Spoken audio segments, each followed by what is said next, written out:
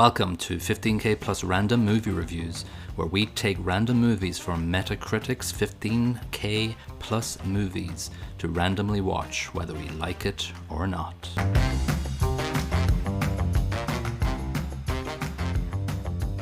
Hello and welcome to episode 21 of 50K Plus Random Movie Reviews. This is Colin. And this is Niall. And this is our random recap episode, movies 12 to 20. And let's just get straight into it. Let's go all the way back to Saving Private Ryan. It does feel like a long time since we actually reviewed this and watched this movie. So it's, thankfully, I've seen it 55 times. So it's not going to be an issue. Yeah, I totally forgot to write down things I didn't say, you know. And I know plenty. But, you know, what can be said about this movie that hasn't been said 1,000 times? It's a fantastic, rollicking blockbuster of a movie. The opening scene on the beach is just... It was groundbreaking at the time. Yeah. Like, that scene by itself warrants some bad acting by Mr. Damon. You know, it balances that out, especially that scene where he's discussing his brothers in the barn that you so detest. Hated. Probably one of my worst scenes of a movie of all time. Yeah, and it does feel kind of forced a bit, but that doesn't detract from the movie all that much, because it is, like, Tom Hanks is bloody brilliant in it. Yeah. Like, most of the guys are brilliant, apart from your friend Matt. Yeah, he's just, I think Spielberg made one mistake, and that was leaving in the ad-lib story that he told. I think it just came across too smarmy. Unfortunately, Spielberg actually enjoyed that scene for some reason. He did. I think, he wanted, I don't know, I can't remember now, it was longer. I think he cut it as well. Christ. Yeah. So I think when you look back, and I'm just thinking of Saving Private Ryan, and the first thing I think of is, the 45-minute, visceral, loud, violent landing on D-Day, and decapitations, holes in people, arms off, everything. And I think one of the nicest things about going back to it was realizing who's in the movie that you forget that's in the movie. Like, I forgot Bryan Cranston was in the movie. Vin Diesel, baby, and he's not a tree this time, or driving a car. Vin Diesel, yeah, and then Ted Danson as well. Oh yeah. The guy from Sideways, I always forget his name. Paul Giamatti, yeah. Like the cast is huge when you think about it. Yeah, and then your friend from Firefly, what's his name again? Nathan Fillion. Nathan Fillion's in it, yeah. Yeah. So, there's a lot of it. I don't know if I mentioned this the first time we watched it, but when I first watched Saving Private Ryan, I did not realize that the guy that they let go at the when they're rushing the sort of first mission base thing, they was digging his grave. No, Choo-choo. Choo-choo. Yeah, Choo-choo. Steamboat Willie. I didn't know. I didn't think he was the guy in the tower at the end that has that horrible death scene with the knife. Again, one of the most memorable bits of the movie. It's very. I got my wife to translate some of it because I'd never understood what he was saying because it's not subtitled. But it's kind of dark because he's saying, "This knife is for you. Don't worry about it. It'll be easy." Oh, okay. Maybe I shouldn't have got it translated. Leave it the way it is. Yeah. Well, sorry, you were saying, I'm not sure. I still don't know if that was the same guy. Was it? Well, I believe it is because he shoots him in the head at the end. Our fearless translator. Well, I don't know if that's because he let him go or because he didn't stop him killing his friend, because he had ample opportunity and all the ammunition in the world to stop him. He just pooped his pants. Yeah. No, I definitely think it was. I think it was the same guy, because why else would he walk past him on the staircase? Yeah. He should have just broken his neck too. It would have been easier. Yeah. When you think of war movies, do you think of anything else other than Saving Private Ryan? Tropic Thunder. The pinnacle. And Platoon. Sorry, Platoon. Willem Dafoe, fantastic. I love that movie. There's those two movies are probably I suppose those three movies are the pinnacle of war movies in my eyes. I think Platoon was fantastic as well, as was Full Metal Jacket. There's a few in there, actually, when I think about it. That's what I would think of Full Metal Jacket. I think Kubrick makes it very, very eerie and scary. My favorite scene of all of those movies is the end scene of that, where they're just walking away from a big, massive battle singing Mickey Mouse. Right. It's such a weird scene, but it's so effective. And like that's exactly what happened. I've read a couple of books where soldiers retell their stories, and there's so much of that. There's so much of singing and just trying to remember the media from back home, just to make them feel somewhat connected to the goings on at home, because it was such an alien landscape to them. Like they're 18 years old, going from America, going from cities in Alabama or towns from Alabama into wiping your friend's brains off your forehead. Like, you know, nothing prepares you for that. Yeah. Well, you'll still wish for Tropic Thunder to come up randomly, but absolutely. I wouldn't hold out much hope for it. But we are thinking of whenever our birthday weeks are happening that we get to choose one movie. How many birthdays are we allowed a year? Well, you could change your name or something. I don't know. So anything else about Saving Private Ryan? I think obviously it belongs in the annals of history. Oh, it is one of the best movies out there. It was 252, wasn't it, on Metacritic? I think that's roughly where it belongs. It's not the best movie in the world, but it by sure is not the worst movie out there by a long way. Yeah, I think we've mentioned that the plot is pretty formulaic. I think it's the acting and the production of it makes it stand out. The sound on it, like when the tanks are rolling in and the guy's there with the ammunition around his neck and stones are shaking and stuff like that, just brilliant. Yeah. Oh yeah, the Mr. T ammo around the neck. But the sound is just I think the sound elevates it as well. Yeah. Yeah, and that was a Metascore of 91. So I think people don't realize like the top 1,000 of Metacritic's top 1,000 movies goes to 85. So there's 1,000 movies that are deemed excellent, pretty much. So Saving Private Ryan might seem low to a lot of people, but it's not, because everything's just there's a lot of good movies up there. Yeah, but we're just not getting them. No, we are not. We just get documentaries when it goes up above 100. Yeah, documentaries or foreign movies. Not that there's anything wrong with that. Yeah, but sometimes I want things to explode, you know? Yeah, like give us the Terminator or something, some classic movie. But anyway, we were lucky with that. The next movie was movie 4617, A Man Called Ove, and I must admit that this has given us. We always we recall this movie quite a bit when we talk. I find this, when I think about this movie, I find it quite. I think of it fondly, and I unfortunately probably associate too much with Ove himself. Yeah. When I see some kids doing some silly stuff, and I'm like, "Oh, idiot!" I'm like, Idiot. "Oh God, I'm turning into Ove."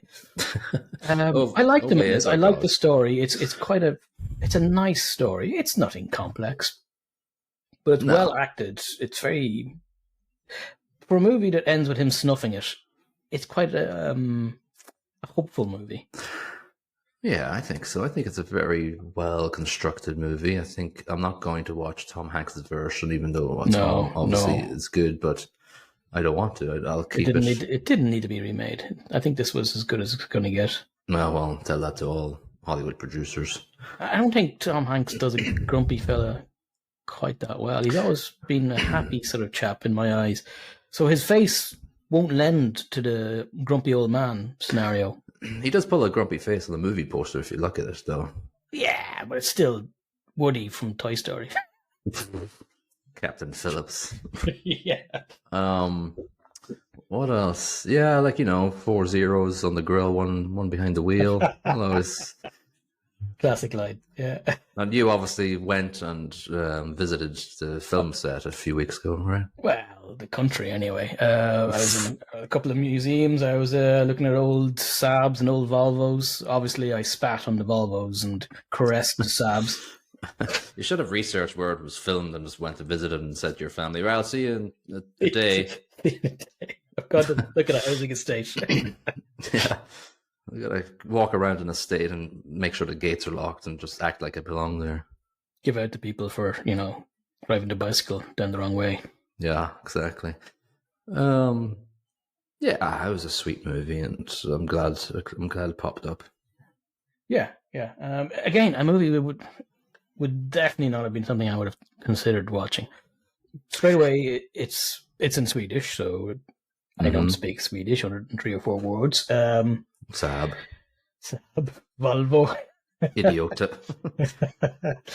Yeah, listen, it was a very good movie, and I have nothing but good things to say about it. That's very nice. Oh, and the best suicide scenes ever. Or attempted suicide scenes ever.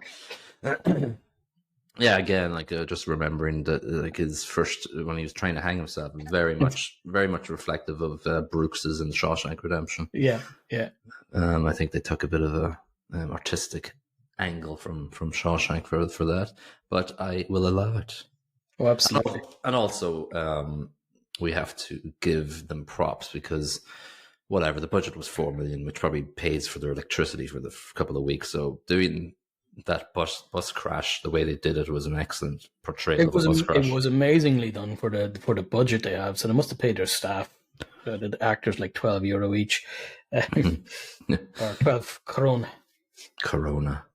Yeah, no, I think they did very well with that crash. And as we said back in the time, if Ben Affleck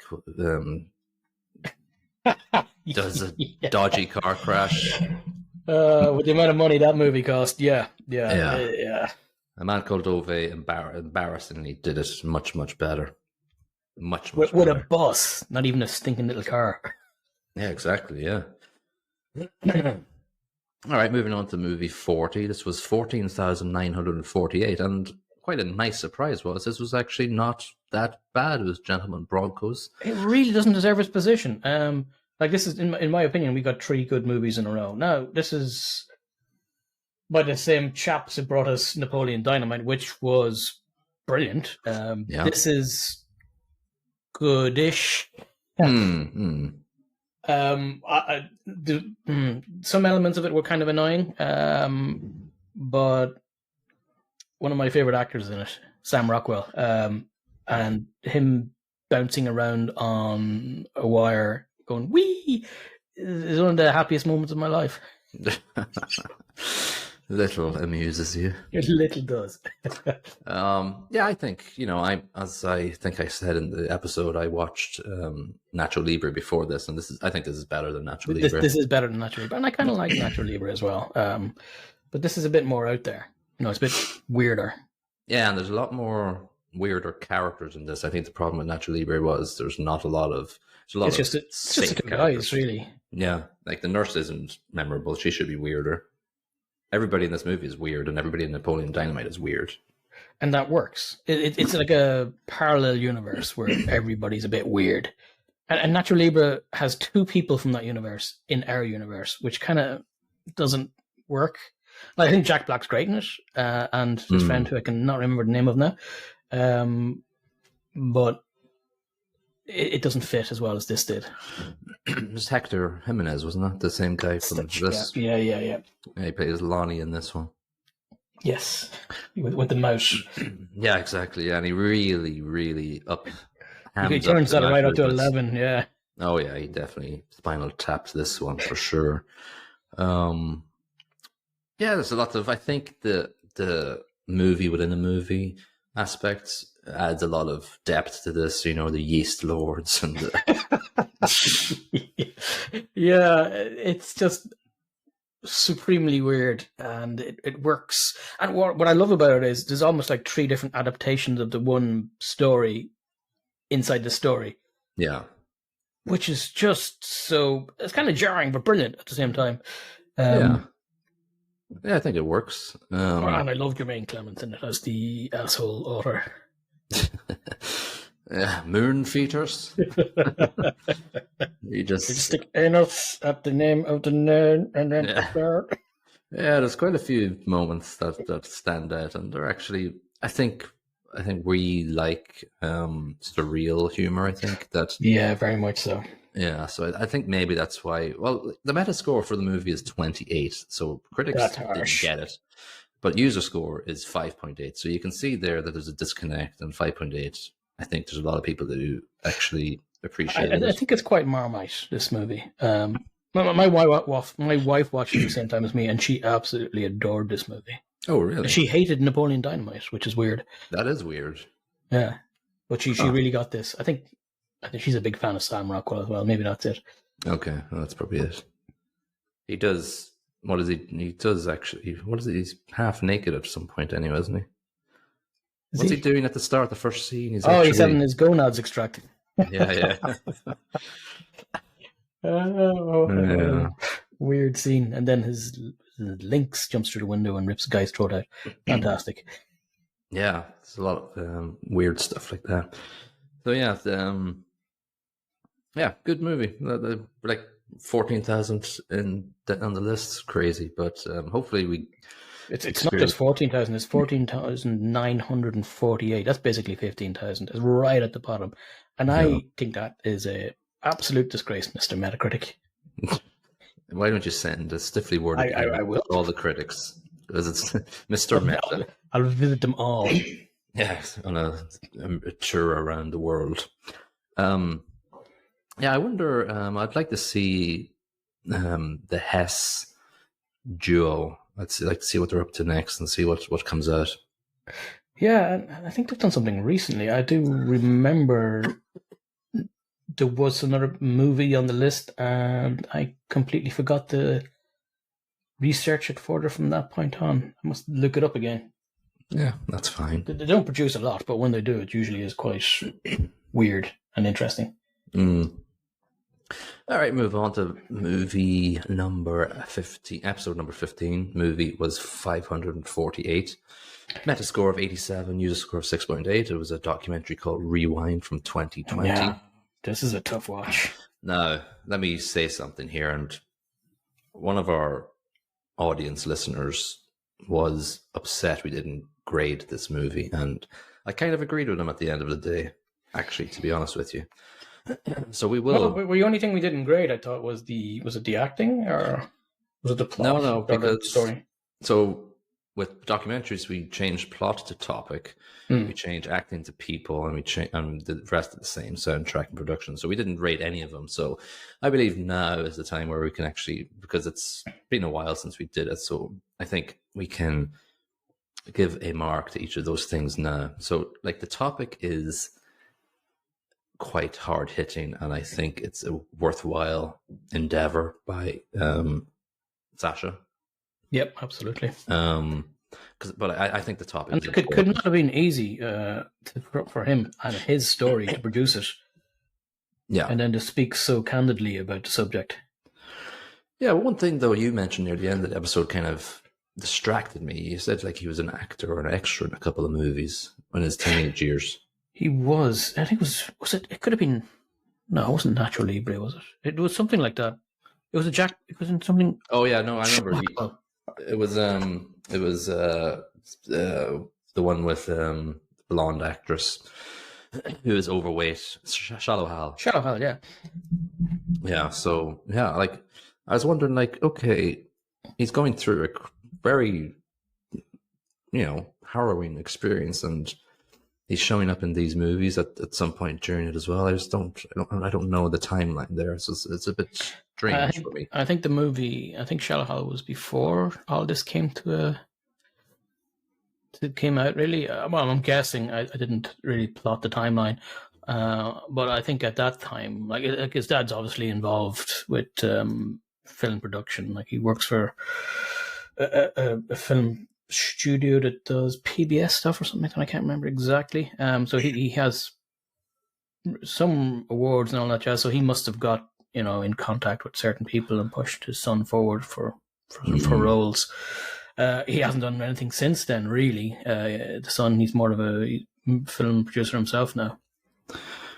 Yeah. So I think the most hard-hitting part of this documentary is finding out that it's their cousin first, and then it's slowly, quite quickly revealed. Then it's Uncle Larry, and then it's Uncle, what's his name? The singer. Yeah. Oh, Uncle Howard. Howard. Lovely guy, Howard. Oh, amazing! Like, still alive, still not giving a crap that what he did, and the Jewish temple or whatever, not giving a crap what he did as well. Yeah. People still making documentaries about him on YouTube. He never served time. He didn't. He pled guilty and did no time at all. No, he got a tour of the jail and basically said, "Yeah, this is where you could go. Don't be touching boys again." After what he did, not just to Sasha, but to basically everybody. Everybody he met, yeah. Yeah. Like, just goes to show, like, justice only serves people who haven't got any money. It only serves the rich. People who haven't got any money, you ain't getting justice. That's true. That's very true. I think the topic I'm going to give 3.5 out of 5 because I think it is important to showcase that these things happen to normal looking families from the outside, and then near the end of the movie you get that lesson that for people who are protected by religious organizations are very highly protected with money and politicians, and I think it's a known secret. Yeah, well, I think we all know the powerful are hard to bring to justice, but if you don't pay your TV license, they'll put you in jail. Yeah, or if you jaywalk or something, they'll slip the handcuffs on you. So thinking about it now, what would you give the topic? I would agree with you, 3.5. Listen, a tough watch. Not something I would have chosen at all. No. It's painful to watch. It's, as you say, an important subject. But I generally steer clear of stuff that makes me feel like crap. And this did. It's such, because nobody win. They don't win. No. There's no winning in this. Now, there is some resolution when he gets Howard in court and confronts him. But then he just walks anyway, and it's just really annoying. It's a shame it wasn't recorded, the court case, but of course it's minor. You can't really do that. Yeah, but or at least showing the defendant or the accused or whatever. Yeah. I think so. The second category we have for documentaries is people and the people involved. So obviously, we're not giving points here for the likability of most of these characters, the people in this. They are not likable. Yeah. No, but I think it's the power that the people give to the topic to drive the documentary. And I think every character in this is very powerful in playing a part in this story, in this documentary. And the production feeds into this, in that they had a lot of source material, obviously, because the father recorded absolutely everything. But some of those videos of the uncles and Sasha, looking at it now, knowing what we know, what happened, is devastatingly horrible.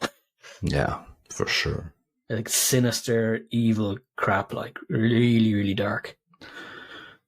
Yeah, and I think that's the power of the way he told the story. And I know when we talked about this, I said maybe perhaps the reveal happens quite quickly in the middle of the movie. Perhaps it felt a little disjointed at that point, and maybe it could have been told in a different timeline. But I think it works the way it is. I'm giving the people category 3 out of 5 because I think the people involved are,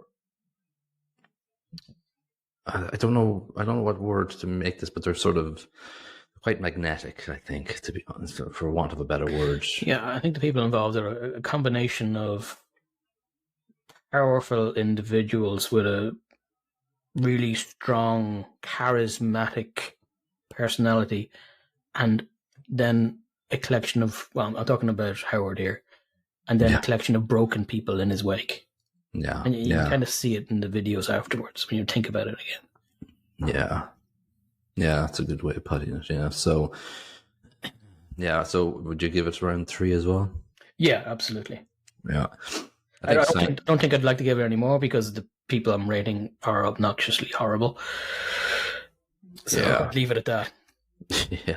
Soundtrack wasn't really much. I can't even remember. I'm just going to give it 1.5 out of 5. I think there was a lot of documentary background stuff, and that was not really a part of it, really.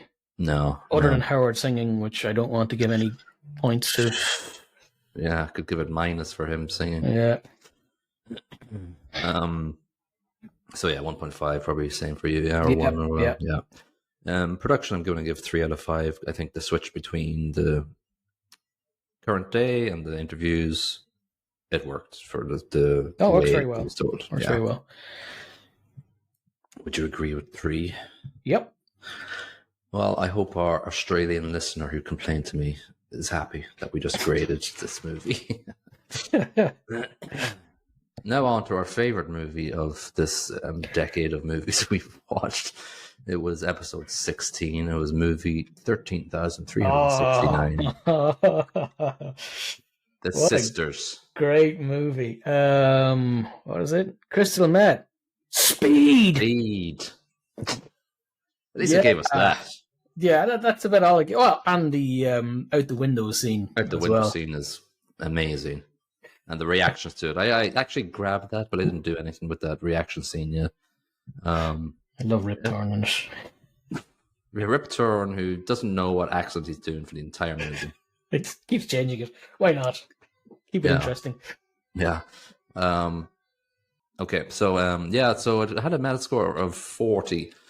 But the user score was 5.5, so the user score is more than the critics, and I don't know why people would find this even average. Oh, there's no redeemable. It's not even crap enough to be interesting. It's right, like Stick. Yeah, we love Stick. The production was so shit that it was brilliant, and some of the lines, like what was it? Looks like they ran out of chickens. It's that's great. Gold. None of that in this thing, apart from maybe the Crystal Meth thing, but no, this is awful acting. Like rubbish acting from actors who should be better. Let's be honest. There's no script. There's no production. The director needs to give up. I think he did. Good. He is the guy who introduced Arnold to the world. So I got to give him a little round of applause. I've watched that movie. Hercules in New York. It's pure and utter crap. It's like if you give me a camcorder and Arnie, I would have done something similar, and I'm rubbish. Did you watch the overdubbed version? Oh yeah, absolutely. Not with Arnie's voice. That ruins it. I will crush him. I will crush him. Yes, that's not Arnie. Well, I will give this movie something positive because... Oh, damn you. No, because it made me read an Anton Chekhov play. Ah, okay. So you got a little bit cultured out of it, but not because of the actual movie, but because of its source material. Because of the source material. And, I feel smarter now for reading an Anton Chekhov play. Well, I prefer Dostoevsky myself. Yeah. That's a scene from the British Office, isn't it? Where I think it was Father Ted. Oh, really? I think it's in The Office too. I think I think that's two comedies now to mention. Dostoevsky. Yeah, that guy from Russia. Anyway, it's the episode in The Office where the new guy comes into the office and they have a table quiz night, and Mr. Brent is trying to act smart to this new guy. Yes, I watched Dostoevsky's documentary. Yeah. What else rubbish about this movie are we forgetting? The sister-in-law is my hero in it because she just rips them apart during it. She basically says what everybody else is saying and says, "You're all idiots." Oh yeah, the one that they all look down upon, which is the only person that I actually like. Well, the person I like the most, maybe not like, it's a straight strong word, but they're all horrible. The siblings, they're just awful people, and awful things should happen to them, and then it would have been good. Yeah, Whoa. they're not horrible in the play. I don't know how they transformed them into horrible people. They're just sort of self-centered in the play, but not totally horrible. Yeah, they were very pretentious, very judgmental of people who they did not consider to be intellectuals in the movie. And that's all I got out of them. Other than that, they're horrible. Yeah, I think Mary Stuart Masterson's character, Olga, was the worst. She was just so obnoxious with just pontificating at stupid moments, like in the grocery aisle. Jesus. Why? But it must be said that Eric McCormick's rush into the room to push Chris O'Donnell out the window is amazing. I've always wanted to do that with Chris O'Donnell. In his Robin suit. Yeah. See you fly now, you feck. You dressed as a Joker. Yeah, so The Sisters, don't watch it. Yeah, really don't watch it. If you learn anything from us, don't watch this one movie. Possibly the worst. Is it the worst? It's worse than movie 43. Yes, it is. Of course. There was some tiny chinks of light got through the canopy of crappiness in movie 43. This, not so much. I'll say something controversial, though. Ooh. It's not as bad as Me Time. Because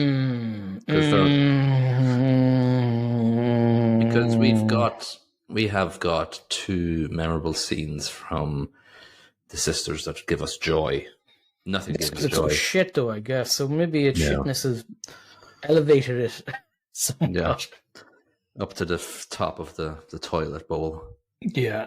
Me Time is just down there with the turds.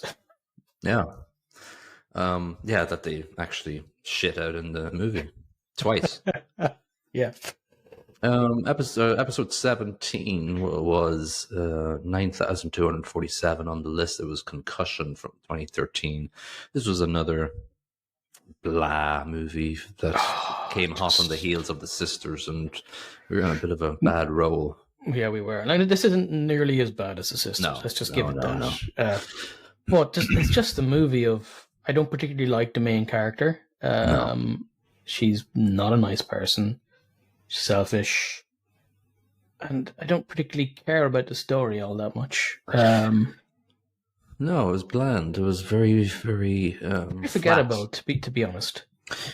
Yeah, like nothing. Like it's like, I think I said it in the episode, it's like just reading somebody's boring diary of them doing stuff. Yeah, and I think maybe that's what they were going for, because it was kind of trying to portray the drudgery of ordinary life in your 40s and why you might have a midlife crisis and become a hoe. Well, it's happened to me. It happens to us all when you hit 40. Yeah, it's working tricks on the street. So my John's due in about 20 minutes. We better wrap this up. Coming in with his cane and leopard print coat. Actually, that's my other podcast. Oh yeah. That's 15K plus random tricks. I'll give this one final thought. I think if at the start of the movie when it starts quite innovatively and quite fresh. She's got blood all over her nose. She turns around to her son in the car, "You little shit," and like it actually starts off like a Tarantino movie in that sense, because it's a very blunt and jarring first scene, and then a mother tells their son he's a little shit, and it should continue on with that, but it doesn't. Oh my god, it does not. It just goes, it crams on the brakes as hard as it possibly can and just stops. Yeah, pretty much. And then the movie ends. Yeah, there's an hour later or so. Yeah, it's just a really flat line of nothingness. And it tries to be something by her turning tricks, but even those scenes with her customers just aren't that interesting. They try to make it interesting, but with hooking up with young students or whatever, but that's not interesting. It doesn't even come across as interesting. No, it doesn't. It really doesn't. And yeah. Don't worry, you don't have to think about it anymore. It's fine. It's fine. Thank you. Let's move on to episode 18, which was 1,397 on Metascore's list. It has 81 Metascore and 7.8 user score. It was Truman. And it was a pretty nice movie. Yeah, a nice movie about somebody decided they want to be dead quicker than chemo will allow them to die. So a nice movie about death and a dog. Yeah, well, but and that was friendship and the inability of two men in their 40s to talk about their feelings. Yeah, so we had one thing about, a woman turning tricks in her 40s, then we had death and cancer in men in their 40s. So yeah. The universe is trying to tell us something. It's almost like, when you're in your 40s, that you should just give up on life in general. It's too late for me. That's we're screwed. In my late 30s. Yeah. I think one of our biggest issues of this was the actual name of the movie. Truman doesn't play a part. Nope. He plays some part, but it's almost an afterthought. Like, he could have been used to great effect, and he was not. No. Because if you want to make somebody cry, you use a dog. Yeah, and you use it quite a lot more than you do in this movie. Yep. I think, like the main actor, Javier Camara. Yeah, that was him, right? Yeah. No, yep. No, it's Ricardo Darren played Julian. Yes. And he's got a good face for the guy battling cancer and showing emotion. And I don't think it was utilized enough. Unfortunately, I think the story blocked him from doing so, in that his character was supposed to be tackling it with gusto for the most part, which I think maybe blocked him from using whatever facial range he has available to him. Yeah, I'm sure he has facial range. Yeah, so I think it's it's a fine movie to watch about imminent death, but I think it could have been better. I think I left wanting more, and the ending was not as emotionally hitting as I thought it would be at the airport. To be honest, here's the dog. Feck off. Yeah, here's the dog. Here's the papers. I know you've got 2 young kids at home, but take this big, bull mastiff dog with you, and make sure he doesn't eat your kids. Eats your children. Yeah. This obviously was the movie where I hated the footstep sound effects. So if you want to listen to this movie or watch it, look out for the footsteps because they annoyed me. It's also the movie where I confused the Rembrandt with it. Oh, I can't remember the other guy's name. You thought it was Caravaggio. Caravaggio. I just thought it was Caravaggio because there was a horrific scene of people sticking things in people. Listen, as an art expert that I am, I respect your reasoning because you're absolutely right. It should be a Caravaggio, but he was more into biblical shit. Yeah, but the biblical stuff seems to be a lot of sticking sharp things into people, though, doesn't it? Yeah, and that's what you base your ethical creed on.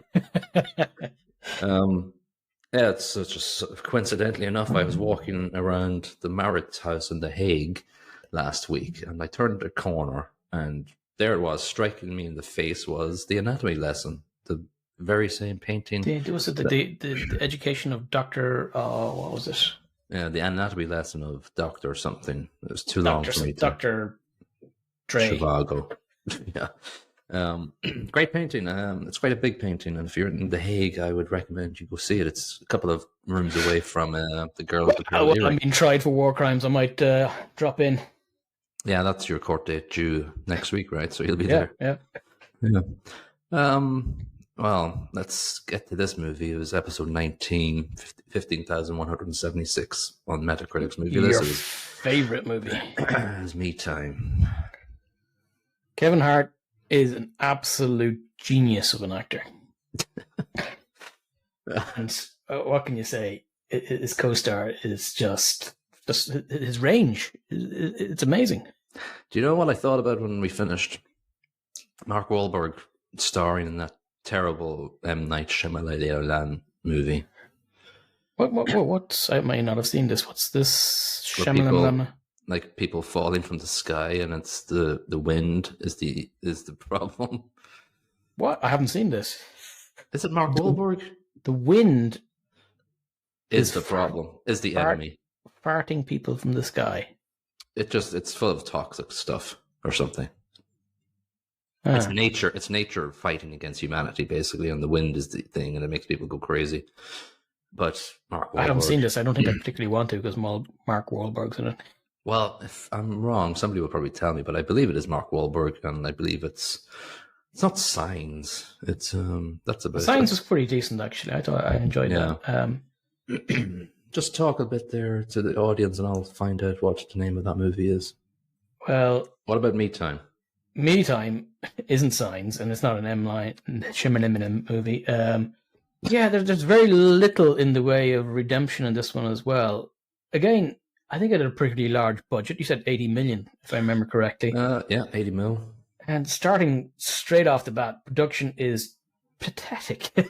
Like as you rightly pointed out, the big green scene where the lads are wearing squirrel suits jumping off a cliff. It all looks just incredibly fake, like a really crap computer game from 20 years ago. It's just poorly animated. It doesn't work. And then the characters in it are like I suppose there's supposed to be some sort of arc with redemption for Huck in it, but it doesn't land. It's poor. Yeah. The M. Night movie is called The Happening from 2008. I do remember that happening. And it is Mark Wahlberg because he is front and center on the movie poster, and his name is above the title. Wow. And he basically acts with a confused look on his face. And it's just his face. Yeah, he just has a constant confusion face. I remember, I think I watched this with my wife, and she was going, "What the hell is this movie?" And I was like, this garbage? What is this? Yeah, so listen. I don't rate Kevin Hart at all, and I don't think he's funny at all. Anytime I've watched him, he just he goes for Jumanji. He was on a lot of talk shows with The Rock. Yeah, and all he does is fake being insulted by The Rock, and just looking quizzically at him, and that's his stick, and that's funny. Yeah. I'm insulted by The Rock. And there's also to say The Rock is a much better actor. Oh yeah. And there's also I don't rate The Rock, but he's way better than this chap. Oh yeah, definitely. There's also a skit with Conan O'Brien and Kevin Hart, and I think Ice Cube, maybe, where they all just get into this car for Conan O'Brien's show, this learner driver or something. And Conan O'Brien is funny, is the best when he's talking to normal people, but Chris Rock isn't. He's just the same shtick. He just does the same stuff. A lot of slapstick, isn't he? It's the as you said, incredulous look on his face and falling over a lot. Yeah, slipping on tortoise. And I had when I listened back to our episode, I don't know how to pronounce tortoise. Tortoise? Is it tortoise or tortoise? Yes, it's definitely one of those two. I will just say turtle from now on. And Teenage Mutant Ninja. That's a new movie that's coming out. New animated movie. It looks pretty decent. I can't remember. Somebody's producing it. It's a famous head on him.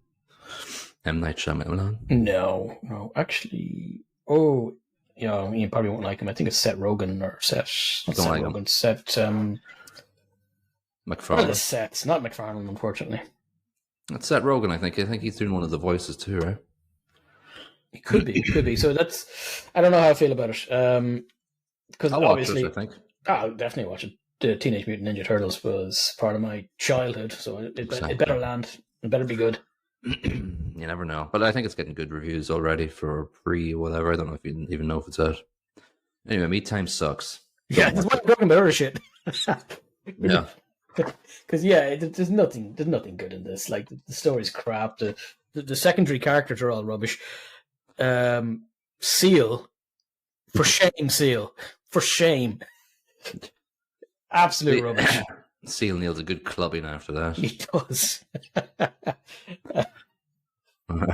Oh, dear God. There's a joke. That's the punchline, but I can't remember the actual joke setup.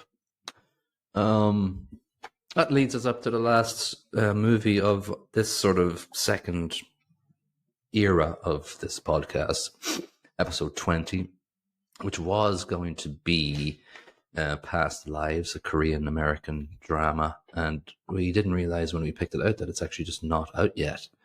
And it's going to be out soon, so we'll get back to it anon. We promise we're not cheating. No.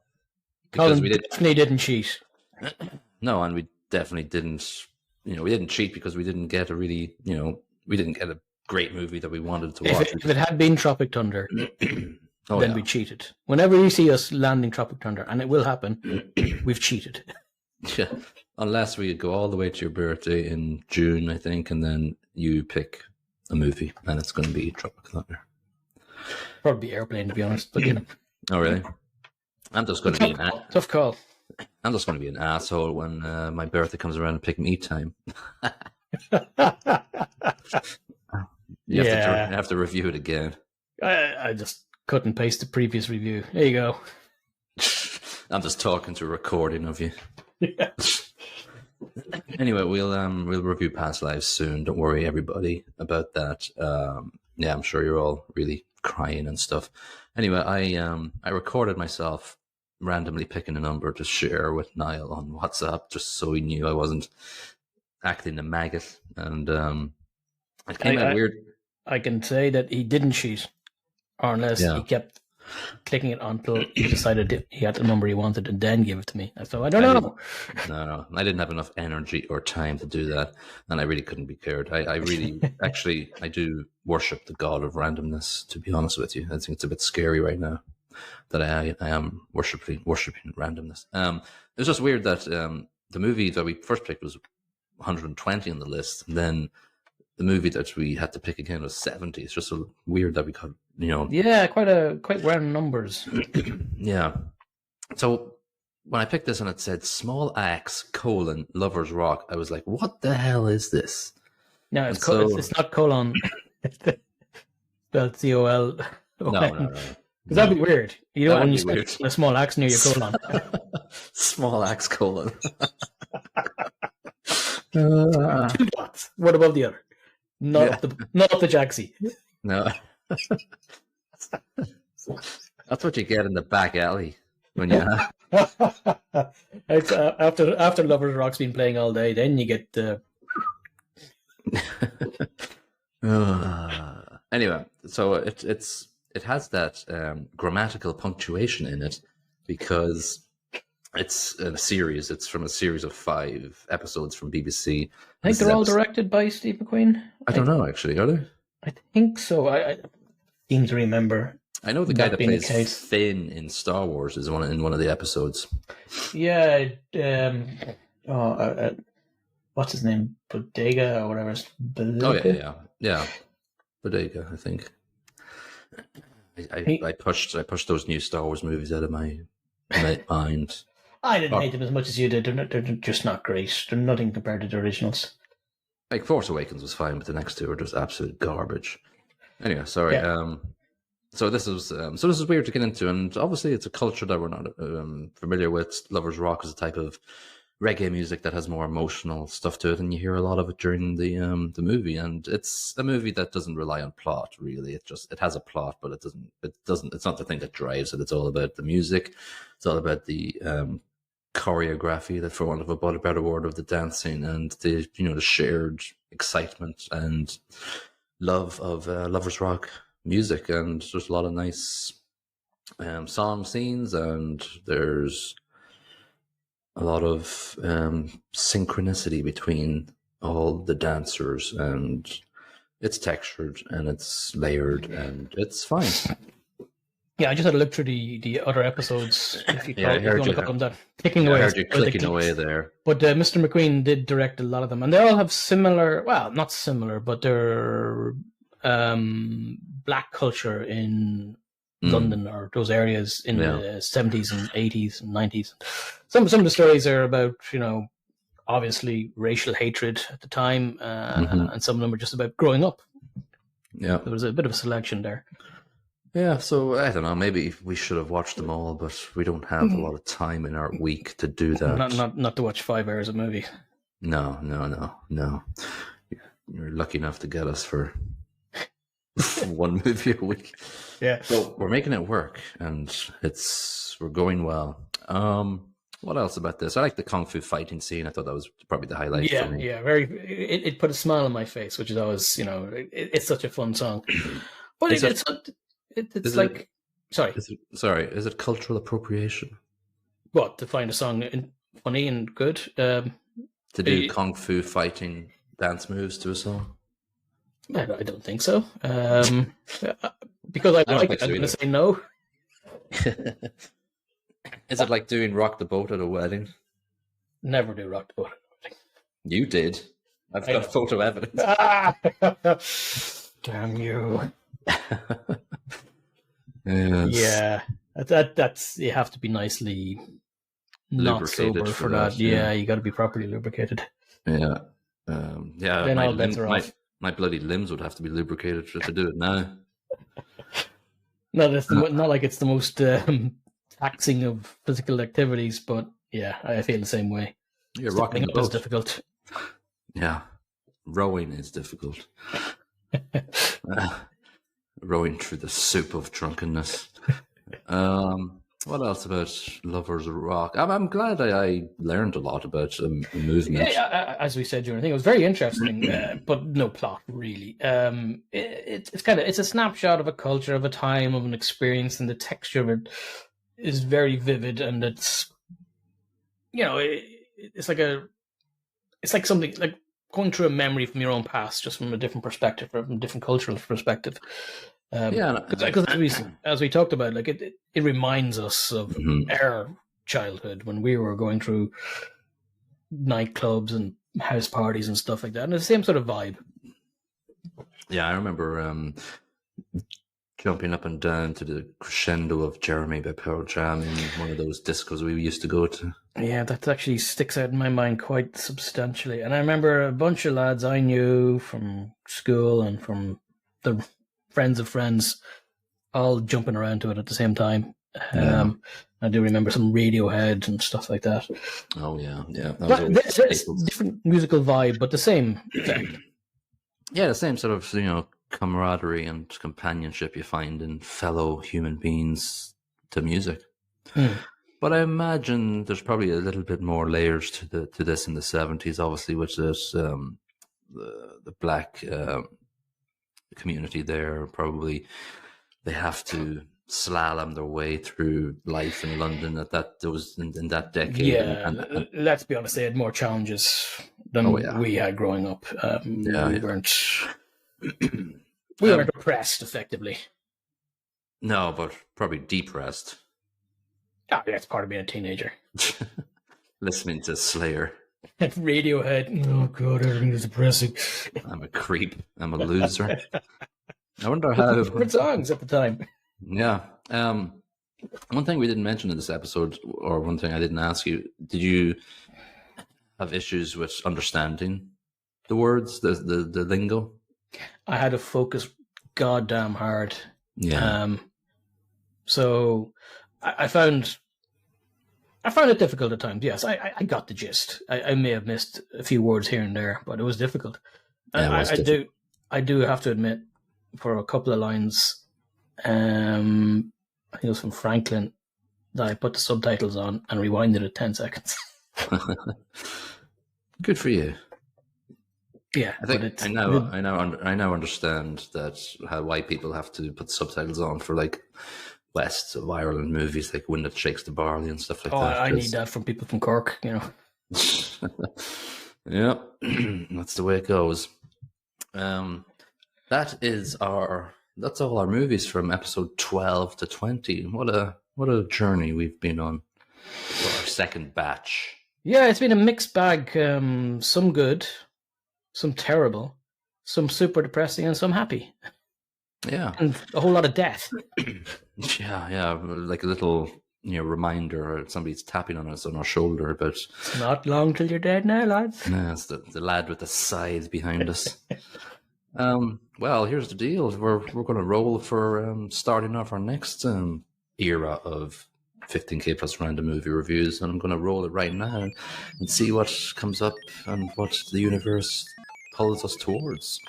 And we're getting movie 1580, so it may not be that bad. 1580 documentary. Yeah. Foreign movie documentary. It's a documentary in Welsh. Could say something there about what documentary it is, but all right. Movie number 1580 on Metacritic's all-time movie list has a Metascore of 81.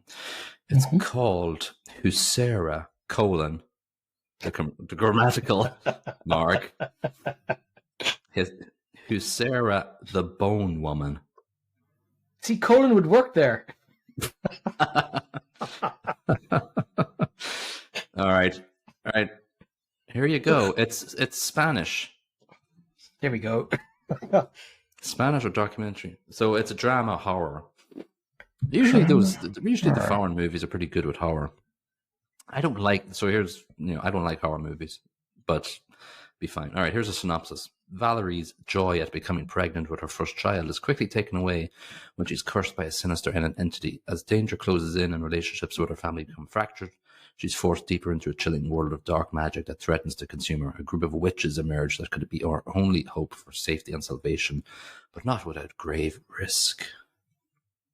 It's from February 2023, so let's hope this is available to us. So we will get back to you in our next episode if it's not the right one, if it's not available for us yet, and that's probably something that we didn't predict when we were doing this. So hopefully it's available for us somewhere online, and we will like it. Do you like horror movies? Not particularly. If not available online, I say Tropic Thunder. Tropic Thunder. It works. It works everywhere. Yeah. All right. We can only just investigate after we close this episode. So that was very good to go back over our highs and lows of the last 8, I think, movies, and we'll do the same in episode 31 after we go through the next decade or so of movies. So we will see you in episode 22. Bye-bye. Ciao.